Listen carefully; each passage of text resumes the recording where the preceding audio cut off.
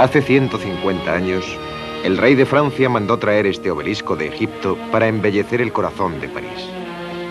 3000 años antes había sido dedicado al gran faraón Ramsés II con estas palabras: mientras exista el cielo, existirán tus monumentos y tu nombre perdurará como el cielo.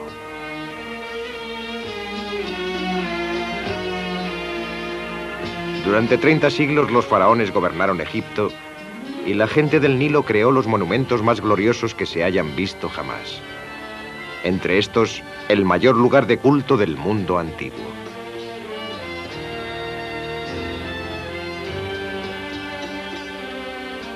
Estos milagros de piedra fueron tributos para sus dioses y reyes.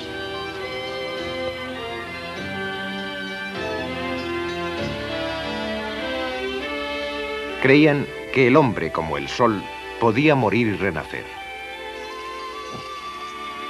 Construyeron elaboradas tumbas para proteger el cuerpo y albergar el alma durante la eternidad.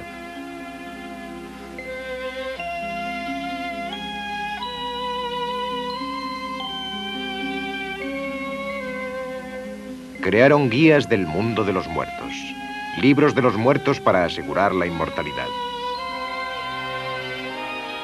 En sus monumentos dejaron testimonio de su fe. Estas inscripciones son llaves con las que tenemos acceso al antiguo Egipto. Señoras y caballeros, ahora nos encontramos en el templo de la reina Hatshepsut.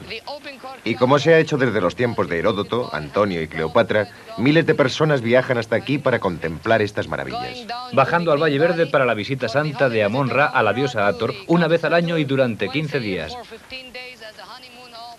Pero hoy, después de haber durado 50 siglos, estas estructuras aparentemente imperecederas están amenazadas. Su destino puede decidirse durante nuestro periodo de vida.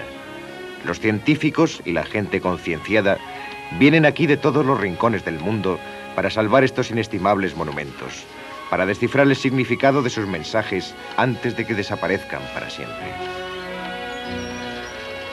Esta es la historia de la tierra de Egipto y de la búsqueda de la eternidad.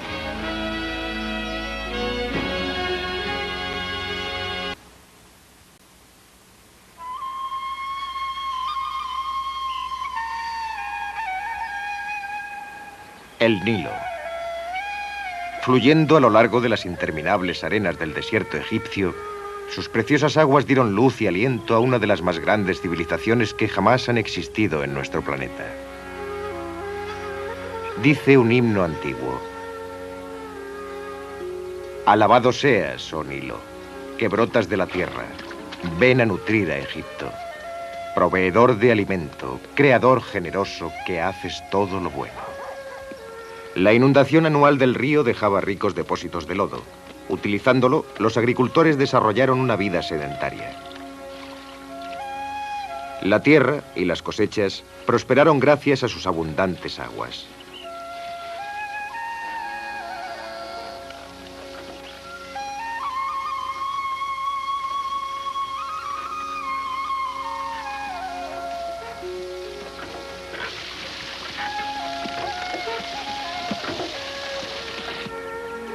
El lodo de las orillas del río abastecía a la gente de todo tipo de objetos, desde vasijas de barro hasta ladrillos con los que construían sus casas.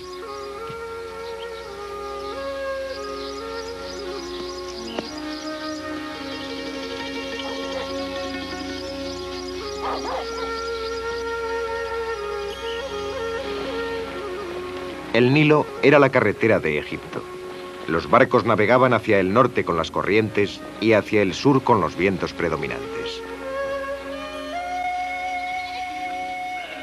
Para predecir el momento en que el río crecería, los antiguos egipcios desarrollaron un calendario del que ha evolucionado el nuestro. A lo largo del extenso oasis del Valle del Nilo, surgió un estilo de vida que aún hoy perdura, sin cambios significativos desde aquel de tiempos inmemoriales.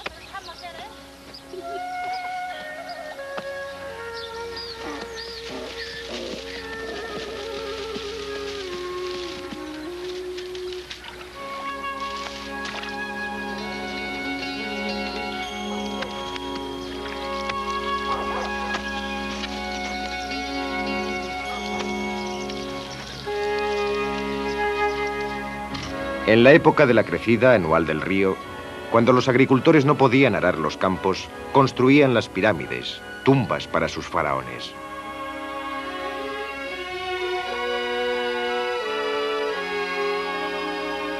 Esto es lo que queda de una de las 7 maravillas del mundo antiguo. Las pirámides eran escaleras al cielo.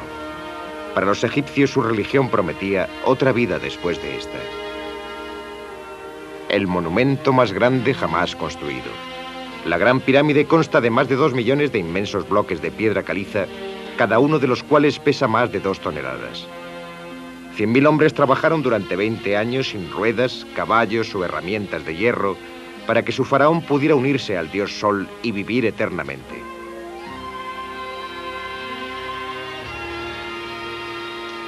Esta dedicación a los dioses y reyes mantendría el Egipto de los faraones 3.000 años.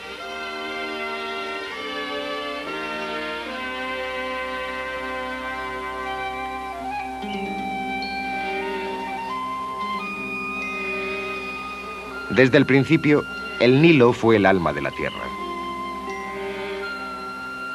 La flor de loto que crecía en las orillas del río simbolizaba la gente del Alto Egipto. El papiro, reluciendo en la marisma del delta, era el símbolo del Bajo Egipto. Inmortalizado en esta tablilla de pizarra, un rey conocido como Narmer llevaba por un lado la alta corona redondeada del Alto Egipto y por el otro la baja corona del Bajo Egipto. Conmemora la unificación de las dos tierras para formar la nación de Egipto en el año 3100 a.C. Desde ese momento, los reyes egipcios llevarían las dos coronas como gobernadores de los dos reinos del Alto y Bajo Egipto. Las dos tierras han permanecido unidas desde los tiempos de Narmer hasta el presente. Aislado de sus vecinos, protegido por montañas, desierto y mar, el Valle del Nilo era un lugar ideal para que se desarrollase una civilización. Pueden hallarse indicios de sus comienzos en la ciudad de Nequen. Este lugar, aún poblado, muestra evidencias de haber sido habitado desde hace 6.000 años.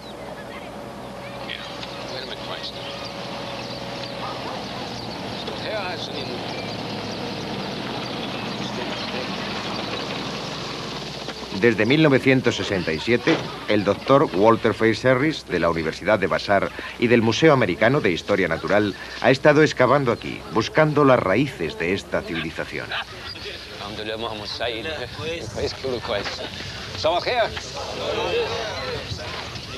Después sacaremos copias de esto. Sí, de acuerdo. Podemos continuar hasta que el sol se ponga, ¿de acuerdo? Fue aquí, hace 90 años, donde fue hallada la tablilla de Narmer. Fue aquí, hace 50 siglos, donde el rey Narmer estableció la capital de la nación recientemente unificada. Aquí tenemos los muros de un magnífico complejo que perteneció al rey que vivió aquí hace 5.000 años, al comienzo de la unificación de Egipto. Fue un gran rey, un monarca poderoso. Es evidente que era un hombre muy rico. Sabemos que tenía almacenes llenos de grano. También sabemos que tenía cobre en grandes cantidades y riquezas de otro tipo. Sin embargo, por un motivo desconocido, aquel poderoso monarca dejó este lugar. Lo abandonó. Es uno de los motivos principales por los que exploramos esta zona. Porque al comienzo de la historia de Egipto nos encontramos con un lugar tan importante como este, abandonado. Puede que el secreto esté todavía enterrado entre estos muros de adobe. Examinando cuidadosamente las ruinas seculares, el equipo de Fair Sherry sigue uniendo piezas del rompecabezas de la historia. Jan, la esposa del doctor, dibuja todo lo que se descubre. Después, los dibujos son catalogados para su publicación y estudiados por otros arqueólogos. Se han hallado objetos que se remontan a tiempos anteriores al primer faraón, al verdadero comienzo de la historia sedentaria en Egipto.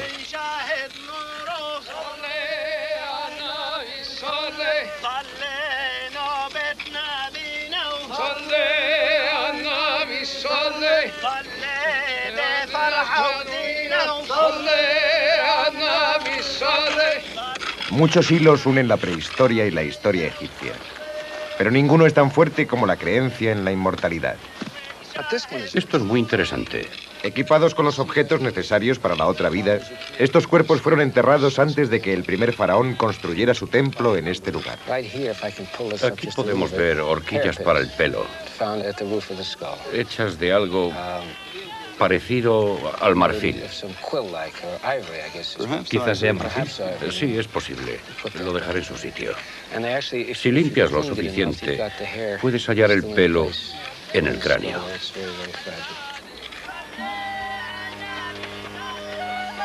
En esta capital se fusionaron religión, tradición y poder político. Se pusieron las bases de donde surgiría la civilización antigua más duradera.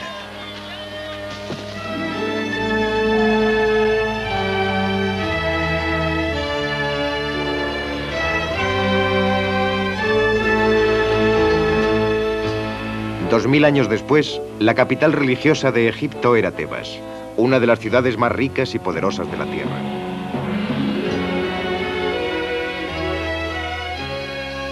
Su corazón era el templo de Amón en Karnak, el mayor lugar de culto del mundo antiguo. Las dinastías se sucedieron y el conjunto fue agrandado y embellecido por los sucesivos faraones. Tutankamón, cuyos fabulosos tesoros funerarios asombraron al mundo. Una faraona, Hatshepsut, denominada la primera gran mujer de la historia. El herético Akenatón, primero en creer en un solo dios, y Ramsés II, el más grande constructor de todos los tiempos.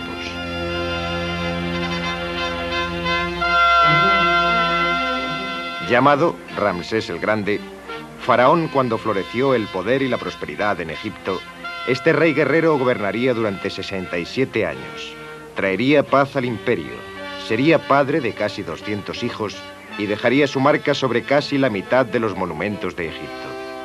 Ramsés tenía solo 20 años cuando su padre, Seti I, murió en 1290 a.C.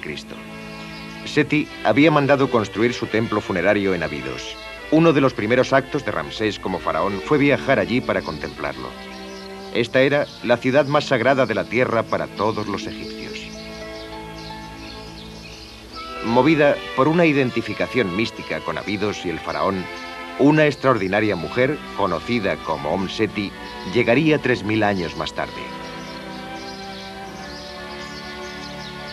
Con un grupo de colegas egiptólogos, celebra sus 77 cumpleaños.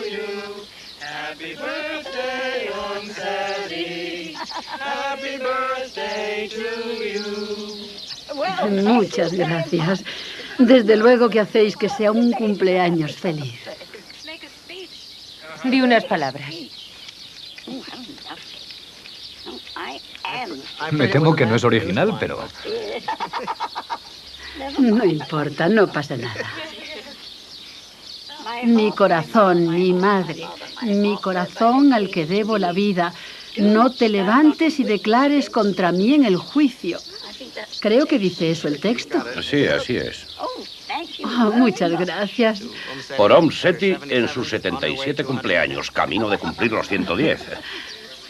Gracias. Bebamos por nuestro viejo amigo Ramsés II. Dorothy Eady, nacida en Inglaterra, dice que algo le atraía de aquí desde que era niña. Vino hace 50 años, se casó con un egipcio y tuvo un hijo a quien llamó Seti. Desde aquel entonces se la conoce como Seti, que significa Madre de Seti. Ha dedicado los últimos 30 años de su vida al estudio del templo de Seti I y se ha convertido en una experta en él y en Ramsés II.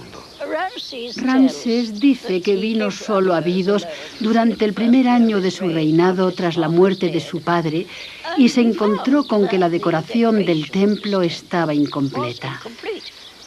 En esta inscripción dice: ordené que completaran el trabajo de mi padre y mandé acabar todas las obras que mi padre había comenzado y que aún estaban incompletas. Después continúa como si estuviera hablando con el alma de su padre y diciéndole todo lo que Seti había querido hacer y que no había podido terminar porque había muerto. Todos sus planes serían completados por Ramsés. Y dice, mientras yo gobierne, será como si estuvieras aún en el trono. Según esto, puede comprobarse que fue un buen hijo. Cuando Seti se incorporó al Departamento Egipcio de Antigüedades, el templo estaba en ruinas. Su renovación se convirtió en su pasión. Se me presentaron con un montón de fragmentos de piedras inscritas. Había más de 2000. Algunas eran muy grandes y otras muy pequeñas. Mi trabajo consistía en copiar las inscripciones, catalogarlas y, cuando era posible, ajustar unas con otras.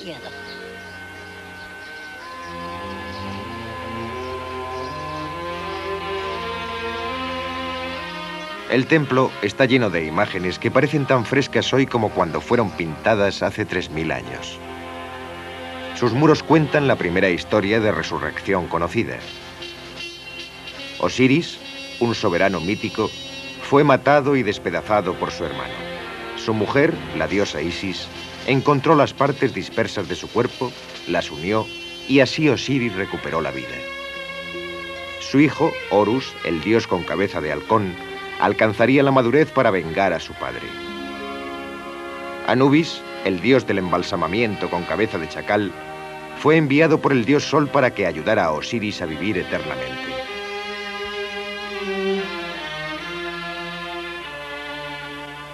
Los egipcios creían que, puesto que Osiris murió y resucitó, ellos también pueden alcanzar la inmortalidad. Rindiendo culto a Osiris, Seti se asegura su lugar en la otra vida. Ofreciendo incienso, el faraón ora delante del altar del dios Sol, Amon-Ra.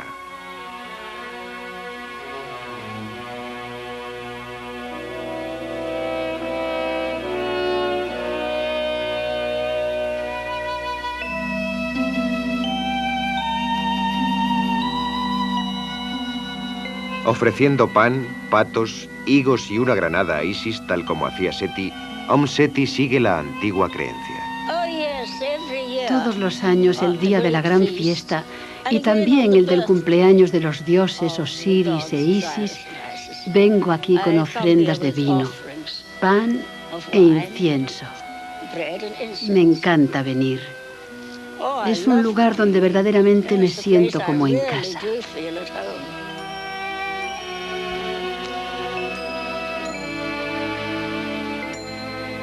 3 días después de terminar de rodar, murió Seti. Fue enterrada en Abidos, ciudad egipcia de resurrección.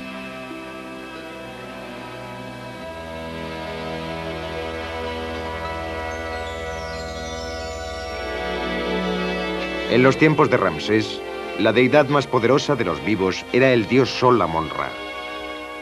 Era patrono de la ciudad de Tebas, localizada en el Nilo, entre la primera capital, Necker, y Abidos.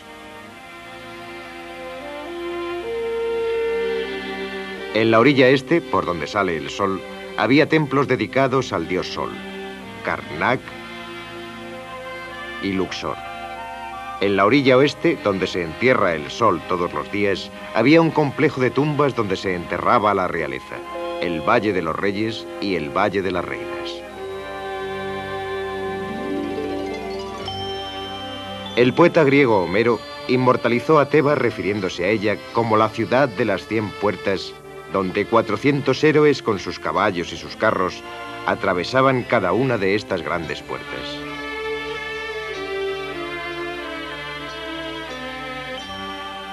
Durante el reinado de Ramsés, Tebas alcanzó su máximo esplendor. Mandó construir bellos adornos para el templo de Luxor, estatuas gigantes, obeliscos y patios dedicados a la gloria de Amon-Ra.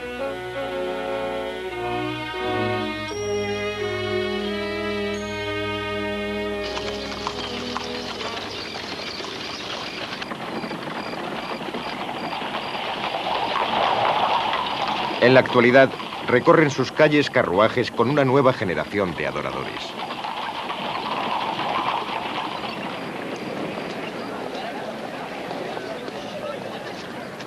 Habiendo perdurado 3000 años, estos monumentos se enfrentan a la destrucción en nuestros días por los efectos del aumento de la agricultura, la industrialización, los cambios climatológicos, debidos en parte a la presa de Asuán, e incluso de los mismos turistas.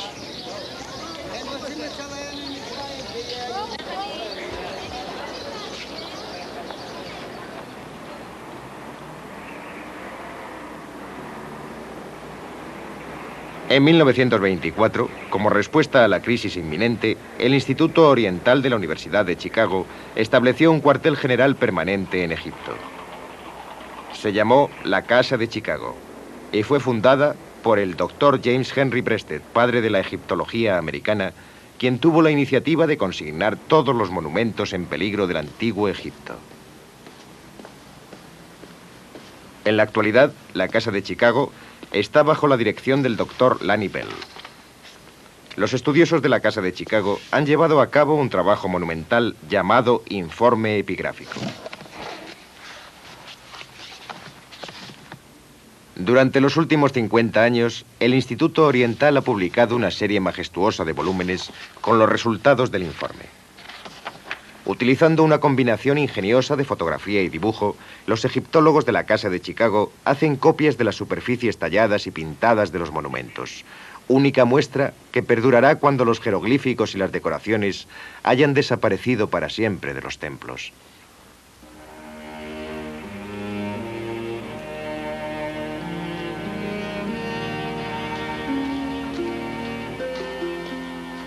Así como un faraón sucedía a otro, era práctica común el que alternaran los templos, haciéndose así con el mérito de sus predecesores. Interpretando decoraciones sucesivas, el equipo de la Casa de Chicago está decodificando la historia del templo de Luxor.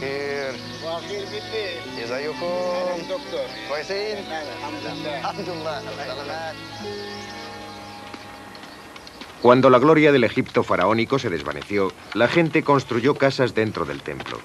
Sus escombros enterraron la mayor parte del templo durante 2000 años. Cuando se iniciaron las excavaciones hace 100 años, los muros de piedra quedaron expuestos al aire. Desde entonces, el contenido de sal de las piedras al contacto con la humedad del aire crea cristales que se descascarillan llevándose con ellos las imágenes. La sal de los muros hace que nuestro trabajo sea urgente. El relieve se está disolviendo, así que en un periodo de 200 años el templo todavía existirá, pero todas las superficies decoradas habrán desaparecido. Cuando eso suceda, querrán tener constancia de ellas con tanta exactitud como sea humanamente posible, de manera que los eruditos puedan consultar nuestros dibujos y tener la certeza de que la fidelidad es tal que cualquier pregunta que tengan sobre la decoración encuentre respuesta en nuestros volúmenes.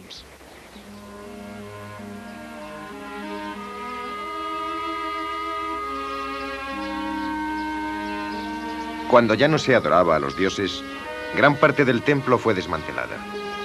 Se dividieron grandes bloques en partes más pequeñas para volverlos a usar como material de construcción. Miles de ellos se han reunido en un periodo de 30 años.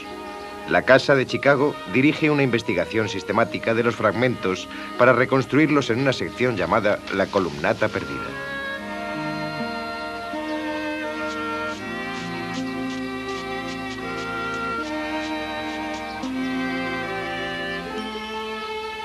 Cuando encuentra un fragmento que pueda encajar, el artista Ray Johnson toma nota y el bloque es cuidadosamente fotografiado.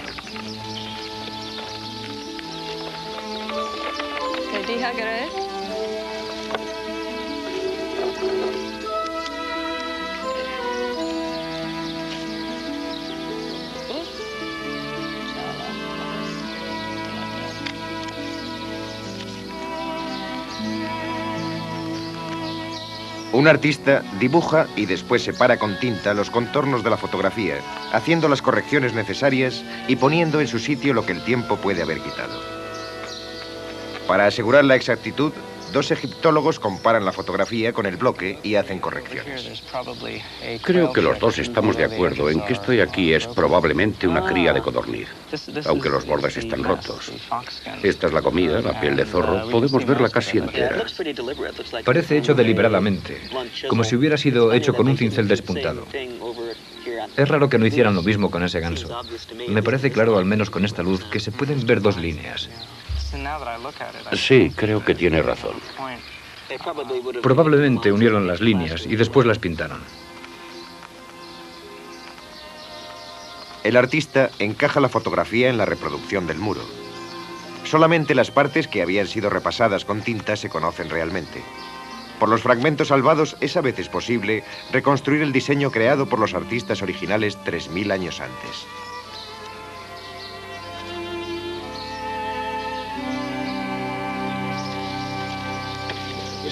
Ayúdame a subir.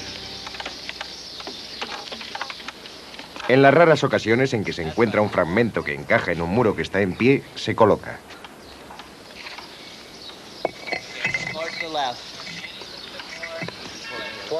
¿Hacia mí? Así, pieza a pieza, el antiguo templo de Amón-Ra se vuelve a levantar.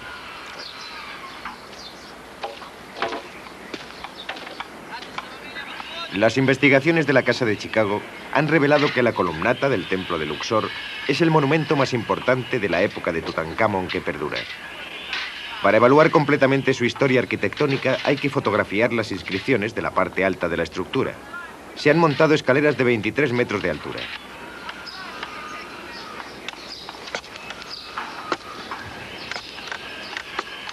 Es la primera vez en 50 años que alguien ha tratado de subir.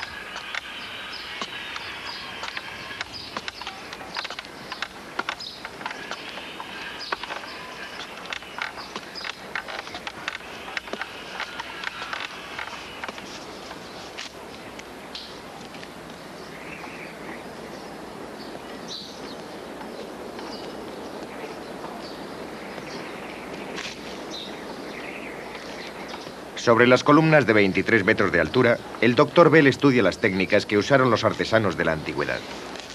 Aquí insertaron bloques de madera para estabilizar la estructura mientras ajustaban todo.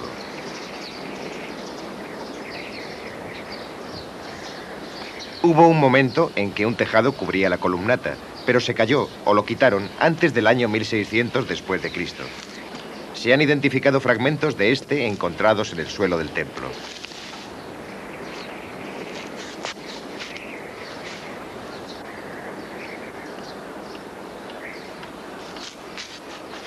Al valorar el pasado del templo, el Dr. Bell no tuvo más remedio que pensar en su futuro. Las vibraciones causadas por los pasos de los turistas que lo visitan todos los años, e incluso el dióxido de carbono que exhalan, están erosionando los tesoros irreemplazables que vinieron a admirar.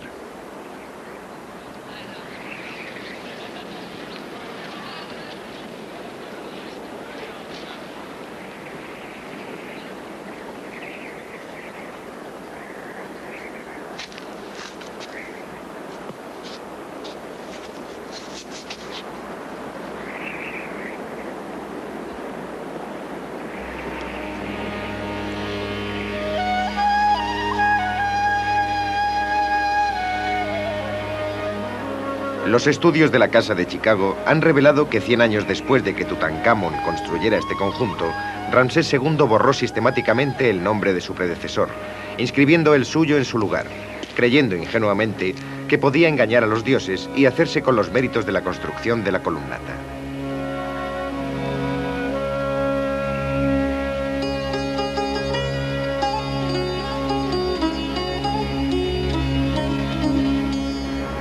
Pero Ramsés también colaboró a la majestuosidad del templo de Luxor. Construyó una entrada inmensa, el horizonte por el que el dios Sol avanza. Gracias a los relieves, podemos reconstruir un deslumbrante festival anual, el Festín de Opet.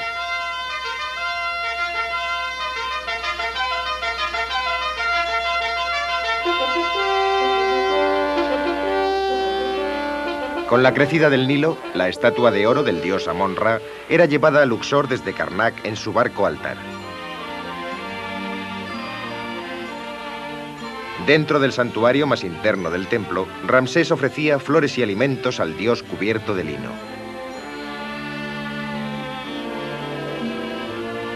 Cuando los sacrificios y ceremonias concluían, los sacerdotes dirigían la procesión fuera del templo, purificando el camino a su paso.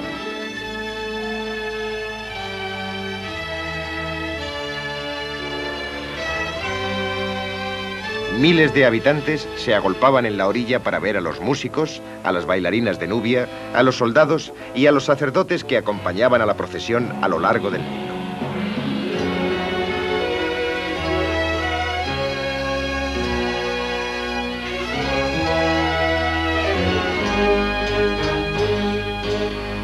El altar del dios se colocaba en su barca sagrada y con gran ceremonia los sacerdotes, el dios y el faraón eran llevados de vuelta al templo de Karnak.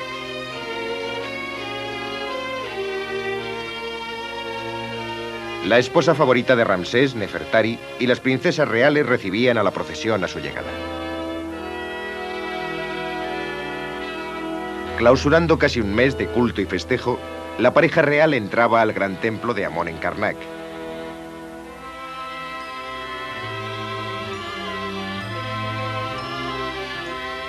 Dentro de los recintos sagrados del templo, el altar que portaba la estatua de oro del dios era escondido del público hasta el año siguiente.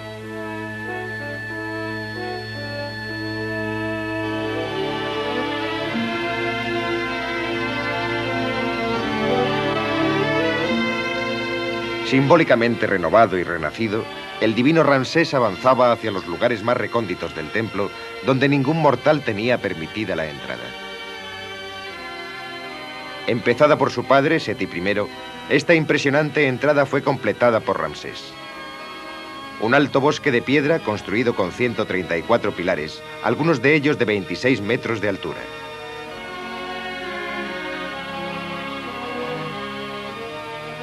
Techos y columnas eran decorados con el cartucho de Ramsés. Cuerdas mágicas rodeaban el nombre del rey para protegerlo del mal. En los jeroglíficos de su nombre se lee la inscripción: es Ra, el dios del sol, quien le dio vida. Del dios sol recibían los faraones el derecho a gobernar, su divinidad, legitimidad y coronas. Por eso construyeron esta extraordinaria ciudad de Dios. 100 faraones la agrandaron y embellecieron durante un periodo de más de 2000 años.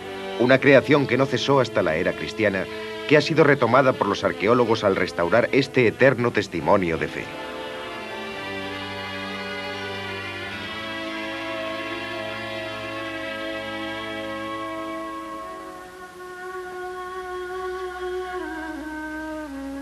Cruzando el Nilo se halla la tierra de los muertos. Como mística imitación del sol poniente, dejaban aquí los cuerpos de los difuntos para que descansaran y pudieran levantarse de nuevo, igual que sale el sol todos los días.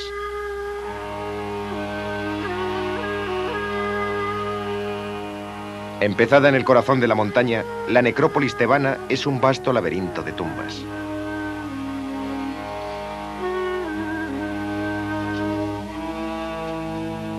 Aquí construyeron los arquitectos de Ramsés su espléndido templo funerario, el Ramesseum. En el antepatio hay fragmentos enormes de su colosal estatua. 1000 toneladas de granito que en su día medían 19 metros de altura y que inspiraron el soneto de Shelley Ozymandias, en el que llamaba al faraón Rey de Reyes.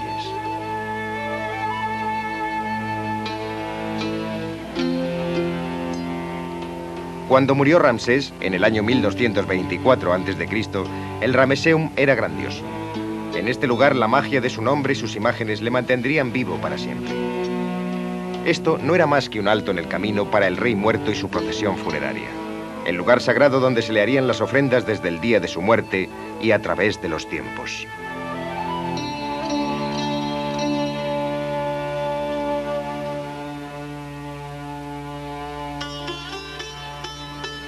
Aunque las plañideras lloraban, sabían que podía vivir eternamente si era abastecido apropiadamente. Así que llevaban consigo todo lo que el muerto pudiera necesitar en su viaje a la eternidad. Había barcas para que el rey pudiera navegar para siempre por el Nilo.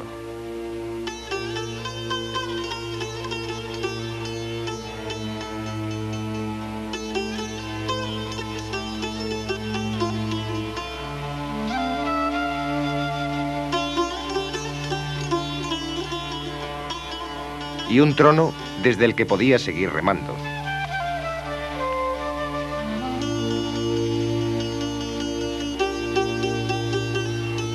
Incluso le proporcionaban figuras mágicas para que cumplieran sus órdenes en la vida futura. En las pinturas de sus tumbas, la gente del Nilo representaba el más allá como una extensión placentera de sus vidas terrenales, un lugar donde podían entretenerse cazando patos, lugar donde ricas cosechas les alimentarían.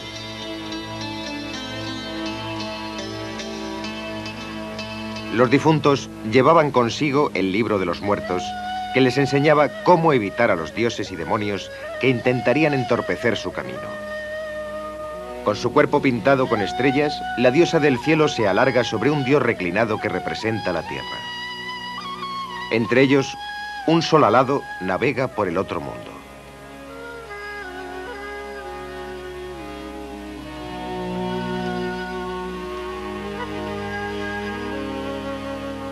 El divino Tot, escriba con cabeza de ibis, toma nota de los actos de los difuntos que son calibrados en la balanza de la justicia.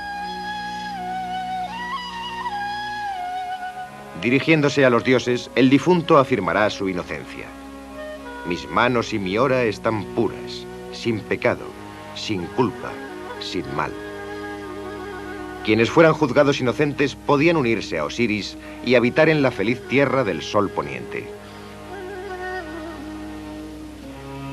Pero lo más importante era que tenía que haber un cuerpo al que pudiera volver el alma.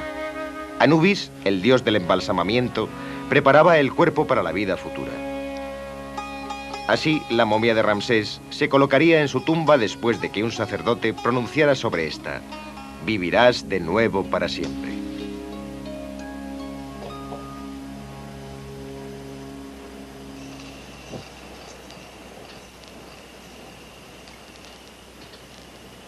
Esta es la tumba de Ramsés II. Como su estado de deterioro es peligroso, está prohibido el paso a casi todo el mundo. Pero un equipo dirigido por el Dr. Ned Weeks de la Universidad de Berkeley acaba de hacer un plano.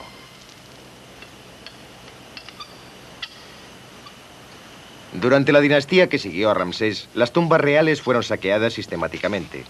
Como último recurso, los sacerdotes escondieron las momias reales que sobrevivieron.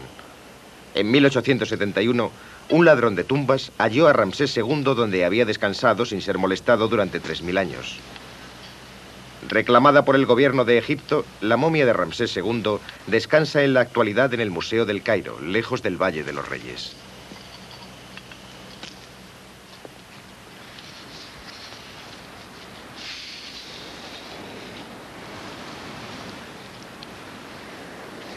Este es el Valle Oeste. Forma parte de la antigua necrópolis de Tebas, unas 9 millas cuadradas de algunos de los monumentos arqueológicos más importantes del mundo. El Valle de las Reinas, el Valle de los Reyes, la tumba de Tutankamón, todo está aquí. Pero a pesar del interés en esta zona durante varios siglos, aún no existe un mapa arqueológico detallado de lo que contiene. Ese es el objetivo del proyecto topográfico de Tebas de la Universidad de Berkeley. Hacer un mapa arqueológico tan detallado como lo permite la moderna tecnología. Es un proyecto importante, nos va a posibilitar el estudio de la historia de la necrópolis y, aún más importante, nos va a ayudar a preservarla y protegerla. Se utilizan técnicas topográficas para medir las características del terreno. 1303. Gracias.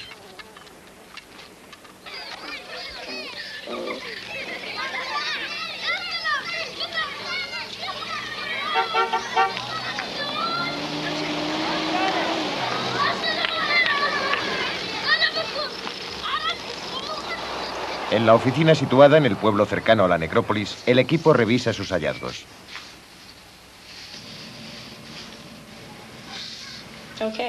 Está bien. ¿Puedes ver Q2 sobre el templo de Deir el Medina? Se utilizan fotografías aéreas para planificar el estudio topográfico de la tumba del Valle de las Reinas para el día siguiente. Justo encima del templo. Sí, ahí mismo. Ese es el punto del que nos ocuparemos mañana por la mañana. Cuando las medidas de superficie se combinen con los planos de las tumbas, formarán nuevos y revolucionarios mapas tridimensionales. Esto facilitará encontrar relación entre la geografía y el emplazamiento de las tumbas conocidas y quizás haga posible que los científicos hallen tumbas todavía desconocidas. Dejemos aquí todo y después podemos ir bajándolo. ¿Por qué no vais bajando tú y Jenny? Os empezaremos a pasar las cosas.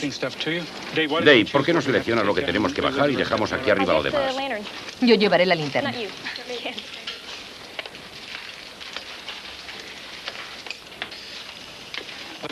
A ver si podemos acabar la cámara trasera hoy, Dave. Creo que sí podremos. Parece que hay unos cuantos escalones muy empinados. Ten cuidado donde pisas. No te preocupes. Ya está. Vale.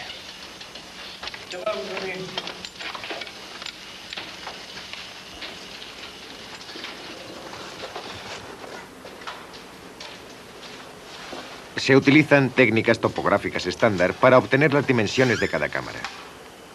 Todos los detalles arqueológicos son dibujados y anotados.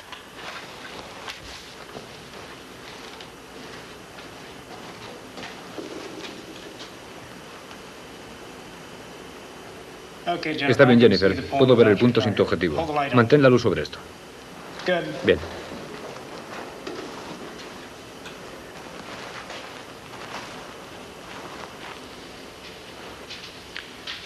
Creo que ya está bien, Katy. ¿Te encontraste con estos problemas en la cámara trasera? Era costumbre colocar las tumbas de los hijos reales en el Valle de las Reinas. Esta es la tumba de un joven príncipe hijo de Ramsés III. El propio faraón ofrece incienso en nombre del niño.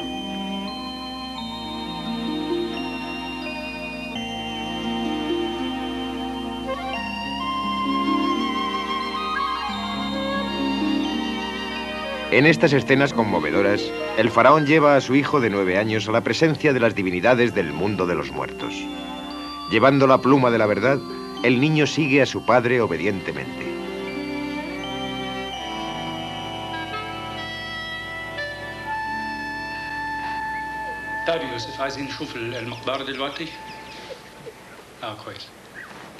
Se cree que los escultores y pintores antiguos iluminaban el interior de las tumbas y templos con reflectores de metal pulido usados como espejos. Estas escenas han sido filmadas en las mismas condiciones.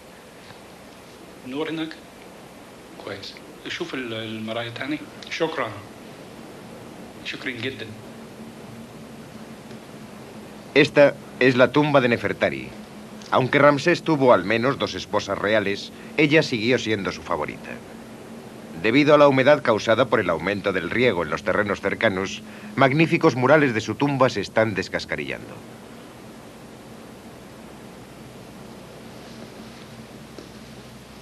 Si los científicos no detienen su deterioro, estos pueden ser los últimos momentos de lo que se imaginó como la eternidad durante la cual Nefertari viviría en estos muros. Esta era la mujer con la que Ramsés creía que pasaría a la eternidad, a quien se escribieron las palabras: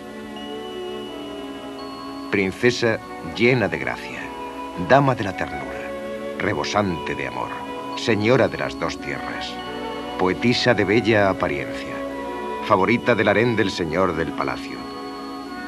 Todo lo que tú digas se hará para ti. Todo será hermoso según tu deseo. Todas tus palabras traen alegría al rostro. Por eso los hombres gozan al oír tu voz. Estos tributos nos hablan de amor y esperanza. Unas gentes y una civilización que se desarrolló brillantemente y después se eclipsó.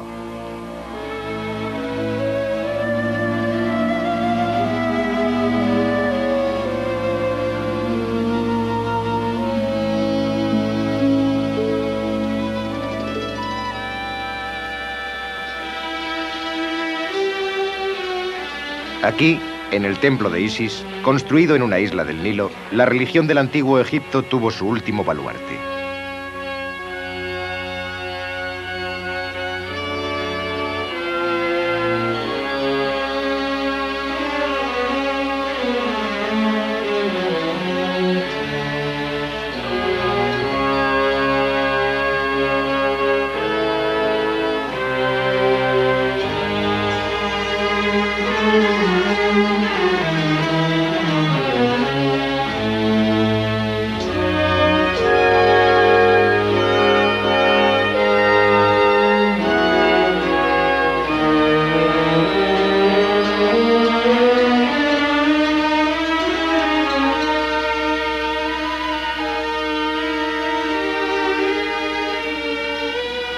Después del año 322 a.C., reinaron los griegos Ptolomeos, que fueron la última dinastía de faraones.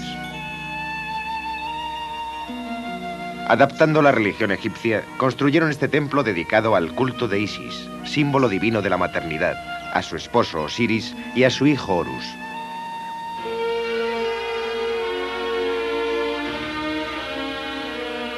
Sus historias se cuentan y vuelven a contar en los muros del templo. Pero la historia de otra santa familia iba a barrer Egipto. Los relieves, ahora considerados paganos, fueron destruidos. El cristianismo se convirtió en la religión estatal y en el siglo VI este templo fue una iglesia cristiana.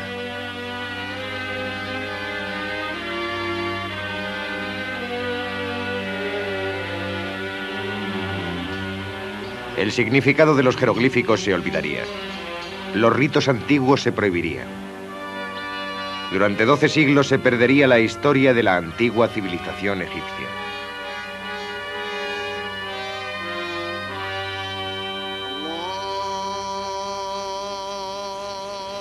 En el año 640, el Islam y las enseñanzas de Mahoma barrieron el país. Una sucesión de extranjeros gobernaría hasta 1952, cuando la revolución devolvió la total independencia a Egipto después de 2000 años.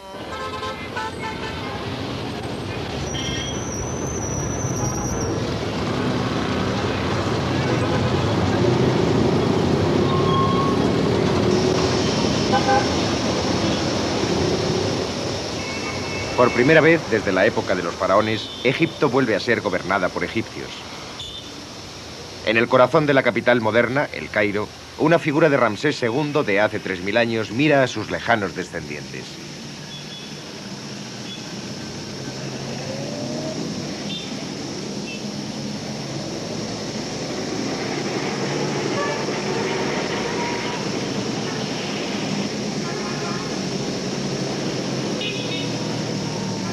El Cairo es la ciudad más grande del continente africano.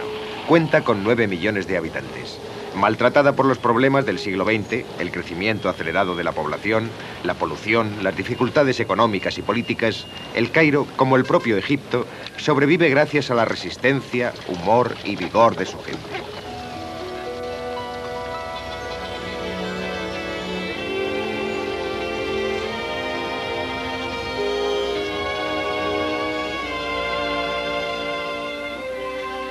Haciendo frente al crecimiento de la población y a la necesidad de energía, se construyó la presa de Asuán en los años 60. Con 17 veces el material que contiene la Gran Pirámide, la presa es un monumento al nuevo nacionalismo y a lo que algunos llamarían la religión tecnológica del siglo XX.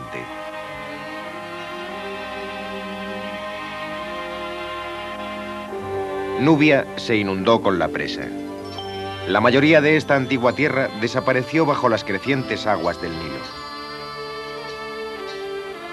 En Abu Simbel, un majestuoso templo tallado en monolito de arenisca, el lago recientemente formado llegaba a los pies de las colosales imágenes de Ramsés II. Un mundo concienciado se dio cuenta de que el templo pronto sería tragado por las aguas. ¿Cómo podrían salvar este templo y el de Nefertari que lo flanqueaba?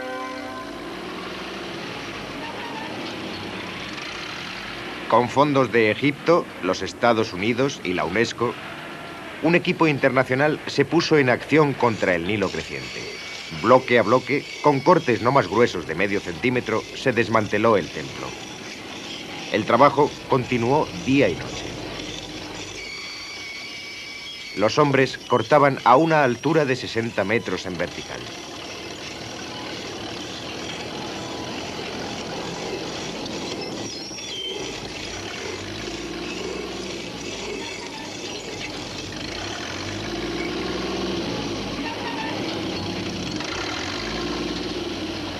Las piezas, codificadas para almacenarlas, formaban un puzzle gigante.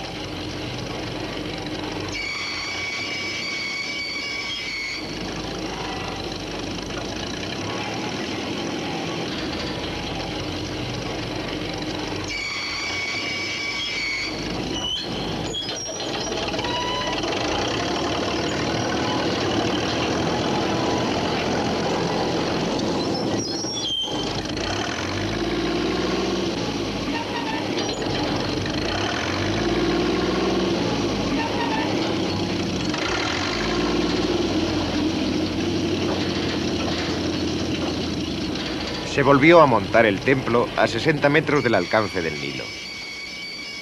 Se aplicó una precisión de relojería a los colosos, reconstruyéndolos con un margen de 2 milímetros de error.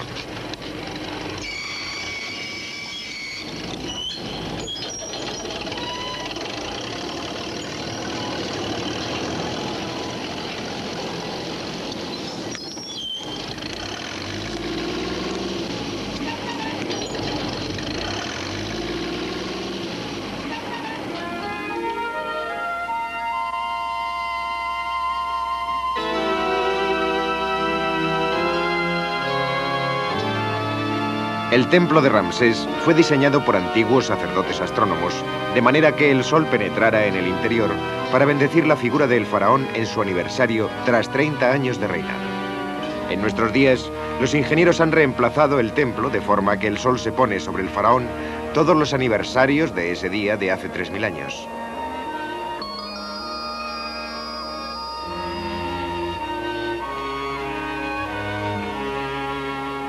Dorando la figura del rey sentado entre los dioses, el dios Sol, Ra, baña las figuras en la luz sagrada.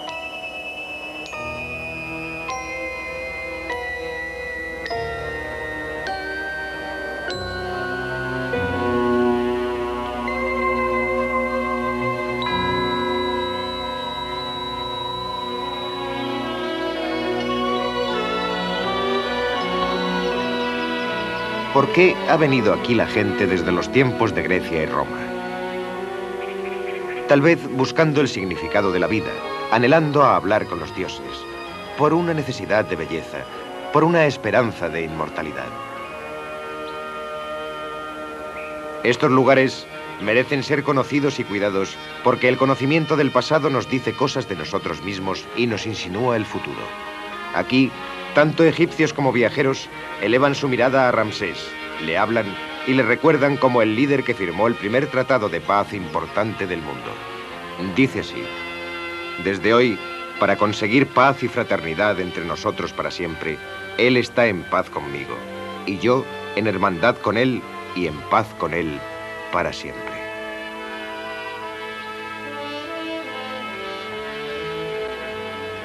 Según la religión de los antiguos egipcios, hablar de muertos es revivirlos. Para Ramsés, la búsqueda de la eternidad ha sido satisfecha.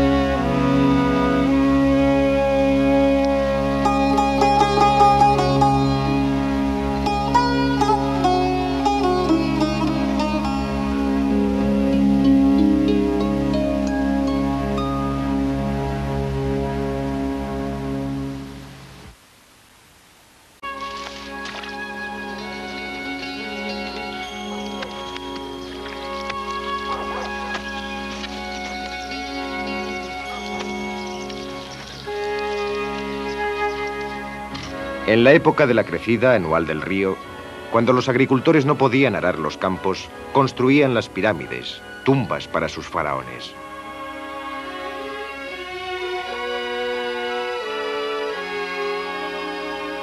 Esto es lo que queda de una de las 7 maravillas del mundo antiguo. Las pirámides eran escaleras al cielo. Para los egipcios su religión prometía otra vida después de esta. El monumento más grande jamás construido. La Gran Pirámide consta de más de 2 millones de inmensos bloques de piedra caliza, cada uno de los cuales pesa más de 2 toneladas. 100.000 hombres trabajaron durante 20 años sin ruedas, caballos o herramientas de hierro para que su faraón pudiera unirse al dios Sol y vivir eternamente.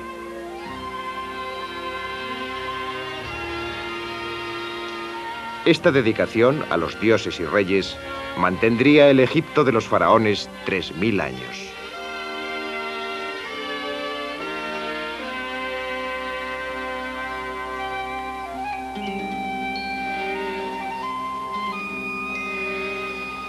Desde el principio, el Nilo fue el alma de la tierra. La flor de loto que crecía en las orillas del río simbolizaba la gente del Alto Egipto.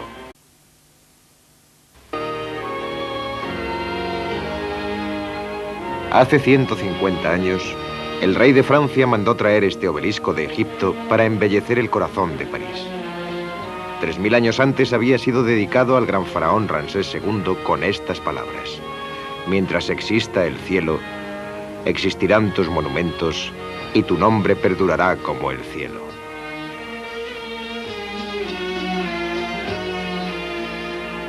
Durante 30 siglos los faraones gobernaron Egipto y la gente del Nilo creó los monumentos más gloriosos que se hayan visto jamás. Entre estos, el mayor lugar de culto del mundo antiguo.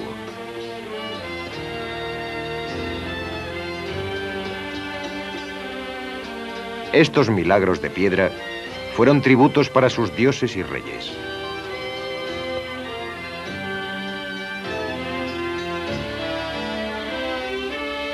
Creían que el hombre, como el sol, podía morir y renacer.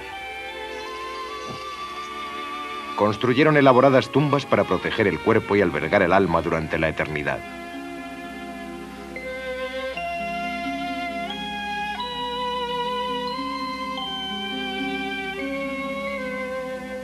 Crearon guías del mundo de los muertos, libros de los muertos para asegurar la inmortalidad.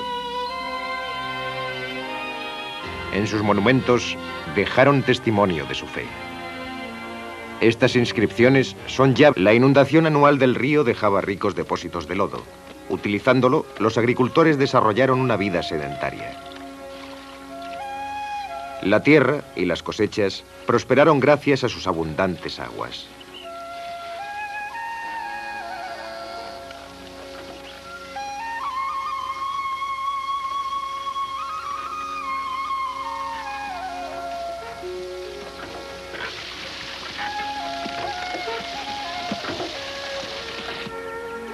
El lodo de las orillas del río abastecía a la gente de todo tipo de objetos, desde vasijas de barro hasta ladrillos con los que construían sus casas.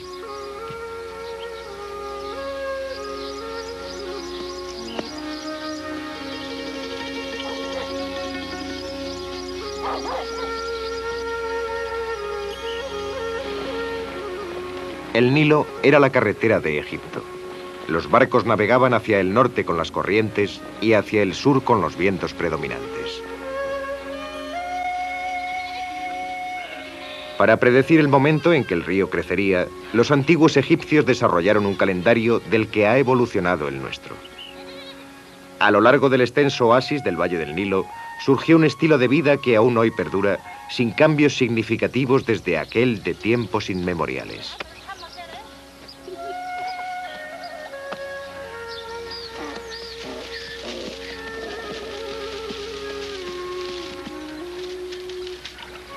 Con las que tenemos acceso al antiguo Egipto. Señoras y caballeros, ahora nos encontramos en el templo de la reina Hatshepsut. Y como se ha hecho desde los tiempos de Heródoto, Antonio y Cleopatra, miles de personas viajan hasta aquí para contemplar estas maravillas. Bajando al Valle Verde para la visita santa de Amon-Ra a la diosa Hathor, una vez al año y durante 15 días. Pero hoy, después de haber durado 50 siglos, estas estructuras aparentemente imperecederas están amenazadas. Su destino puede decidirse durante nuestro periodo de vida. Los científicos y la gente concienciada vienen aquí de todos los rincones del mundo para salvar estos inestimables monumentos, para descifrar el significado de sus mensajes antes de que desaparezcan para siempre. Esta es la historia de la tierra de Egipto y de la búsqueda de la eternidad.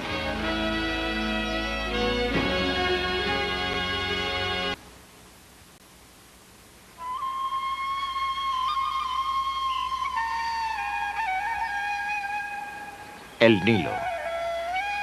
Fluyendo a lo largo de las interminables arenas del desierto egipcio, sus preciosas aguas dieron luz y aliento a una de las más grandes civilizaciones que jamás han existido en nuestro planeta. Dice un himno antiguo: alabado seas, oh Nilo, que brotas de la tierra, ven a nutrir a Egipto, proveedor de alimento, creador generoso que haces todo lo bueno. El papiro, reluciendo en la marisma del delta, era el símbolo del Bajo Egipto. Inmortalizado en esta tablilla de pizarra, un rey conocido como Narmer llevaba por un lado la alta corona redondeada del Alto Egipto y por el otro la baja corona del Bajo Egipto. Conmemora la unificación de las dos tierras para formar la nación de Egipto en el año 3100 a.C. Desde ese momento, los reyes egipcios llevarían las dos coronas como gobernadores de los dos reinos del Alto y Bajo Egipto.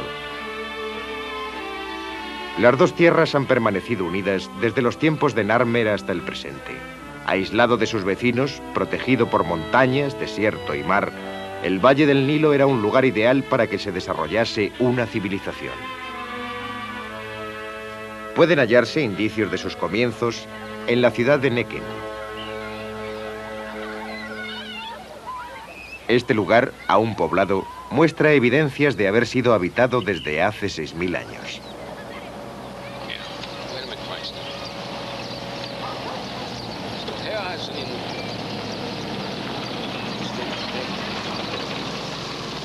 Desde 1967, el doctor Walter Face Harris, de la Universidad de Vassar y del Museo Americano de Historia Natural, ha estado excavando aquí, buscando las raíces de esta civilización. الحمد لله محمد سعيد كويس كله كويس صباح الخير